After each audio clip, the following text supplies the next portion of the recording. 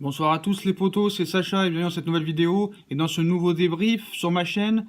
Victoire de nos titis parisiens, 4-0 contre l'AS Monaco, victoire tranquille, ça ressemblait à un match amical de pré-saison au mois de juillet. 4-0, on va vite fait parler du match parce qu'il n'y a pas grand chose à dire. Rentrée de Diaby et de Nkunku au milieu, rentrée de Cavani en attaque et de Rabiot aussi. 5 changements par rapport au match contre Naples, mais bon, victoire assez tranquille. Monaco n'a rien fait. Le problème, c'est qu'ils ont eu 15 blessés. Donc, quand tu pars avec 15 blessés, tu peux pas faire grand-chose. Déjà qu'avec leurs titulaires, ils ont du mal. Avec les blessés, on a vu qu'il y avait beaucoup de jeunes, de très très jeunes joueurs. Donc, ils pouvaient rien faire ce soir.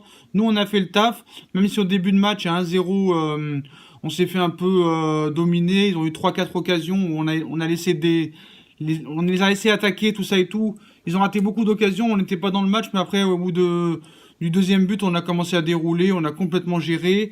Mais le problème, c'est que est-ce que ces matchs-là vont aider à préparer le match contre Liverpool? Je sais pas. C'est tellement faible en face qu'on ne peut pas juger. Donc ce match-là peut pas juger de ce qu'on va faire contre Liverpool.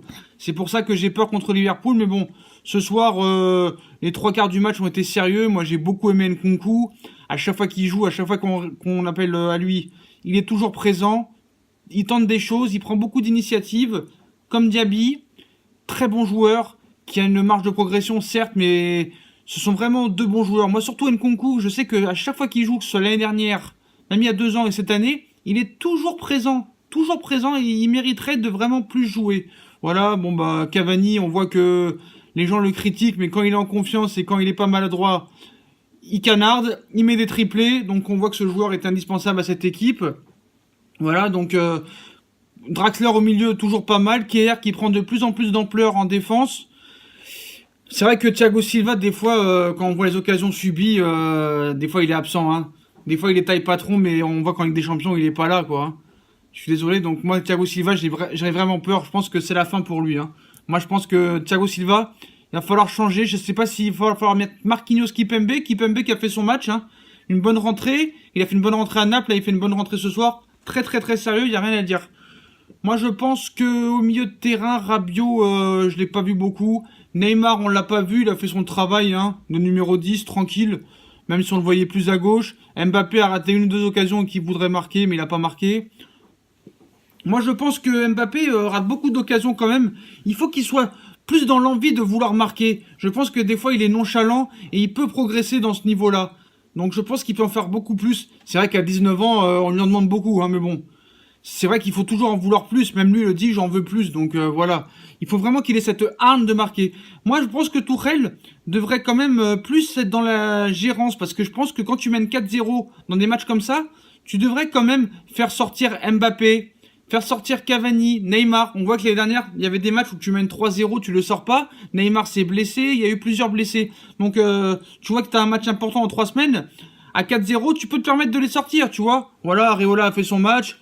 Monaco ont fait ce qu'on pu, mais bon, ils ont fait ce qu'ils ont pu, mais bon, nous, on est tellement supérieurs à toutes ces équipes-là qu'on est tranquille. Hein. On gagne 4-0 sans difficulté. C'est vrai que ce match a été un peu gâché par les VAR. L'arbitre a été en dessous de tout.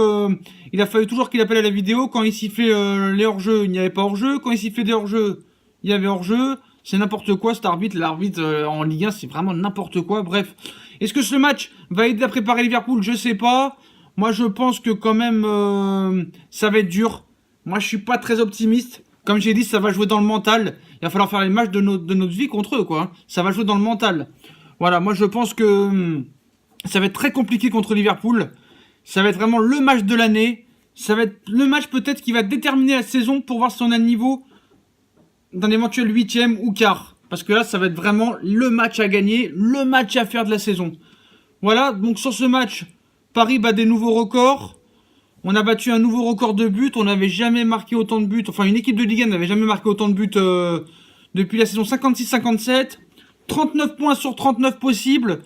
On rentre encore dans la légende de la Ligue 1. Et moi, je voudrais passer un coup de gueule parce que j'en ai marre maintenant. J'en ai marre de ces mecs. Je vais vous expliquer c'est quoi l'histoire. J'en ai marre de ces mecs qui te disent « Ouais, il y a personne en Ligue 1. Le budget est pharaonique par rapport aux autres. C'est normal que tu gagnes tous les matchs. » Comment vous pouvez être supporter de cette équipe-là? Non mais attends frérot, j'ai envie de te dire que le Real, ils ont pas du mal depuis le début de saison. Quand ils perdent contre Leganés, contre Retafe, contre Levante, il y a un problème de budget là? cet après-midi, le Barça qui en prend 4 à domicile contre le Betis Séville. C'est quoi la différence de budget là? Tu me l'as dit? Tu me l'as dit? Donc arrêtez ça, Paris. Il faut avouer que c'est Paris. Ils sont au-dessus de toutes les équipes, que ce soit au budget, que ce soit au niveau talent des joueurs, certes. Mais 13 matchs, 13 victoires, il n'y a personne qui l'a fait. C'est le record des 5 grands championnats. Et j'ai été m'enseigner, Benfica, c'est les seuls qui ont fait le record du monde, c'est Benfica qui avait commencé par 24 matchs, 24 victoires. Donc arrêtez de cracher. Ceux qui crachent, c'est des jaloux, puis c'est tout. Quand tu vois le Barça qui a du mal, quand tu vois le Bayern qui a du mal, contre des petites équipes, contre des Mönchengladbach, contre des Hertha Berlin, Barcelone qui en prend 4 à domicile, le Barça qui a beaucoup de mal, depuis le début de saison, qui perd contre des petites équipes qui jouent le maintien. Là, c'est une différence de budget, donc arrêtez, avouez que Paris est plus fort que les autres. Ils ont aussi du talent, c'est pas que l'argent. Tu vois qu'ils font jouer beaucoup de jeunes, donc arrêtez vos conneries. Paris sera champion, puis c'est tout, et on est plus fort que les autres. Puis voilà. Mais quand le Barça perd contre Séville, ou quand Betis Séville, pardon, à domicile, qu'ils en prennent 4, quand ils perdent à Leganés, quand le Bayern perd à Augsbourg, quand le Real perd à Retafe, on dit rien, on dit pas il y a une différence de budget là. On dit non, le championnat espagnol est meilleur. Non, bah arrêtez. Certes, voilà, Paris est meilleur que tout le monde. Et puis voilà, maintenant, il faut le prouver en Ligue des Champions. Et j'espère qu'on battra Liverpool et qu'on fera fermer toutes ces bouches à tous ces bourricots qui comprennent rien au football. Ces anti-parisiens. Voilà. Quand c'est pas le fair play financier, c'est l'affichage technique.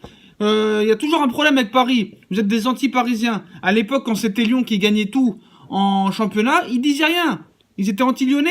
Je sais pas. Mais là, ils sont vraiment anti-parisiens, les mecs. Bon, bref. J'ai rien d'autre à dire. Je voudrais parler aussi des... Moi, je suis content de parler avec mes abonnés, hein. Je suis en commentaire, même avec ceux qui sont pas d'accord avec moi, c'est magnifique de parler avec eux. Mais quand je parle à des mecs qui comprennent rien au football et qui sont dans les bars tabac, qui t'écoutent même pas, mais eux qui restent chez eux, là, donc, bref, nous, on est supporters du PSG depuis 20 ans. Moi, en tout cas, c'est mon cas. Je suis très content de ce nouveau record, encore 39 points sur 39. Les anti-parisiens, allez vous faire foutre.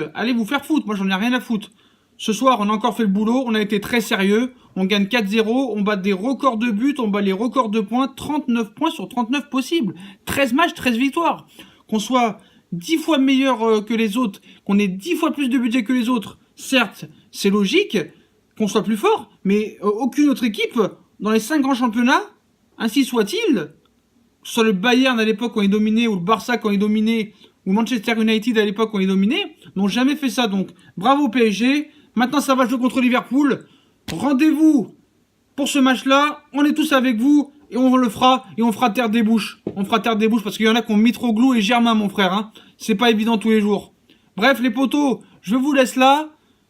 Je vous souhaite une bonne trêve internationale. Ça va être l'équipe de France. On va se faire chier, mais bon, c'est comme ça. On n'a pas le choix. Trêve internationale oblige. Si vous avez aimé la vidéo, mettez un petit pouce bleu. Abonnez-vous si c'est pas fait, partagez, mettez-moi un commentaire, j'y répondrai. Je vous souhaite une bonne soirée. Allez Paris!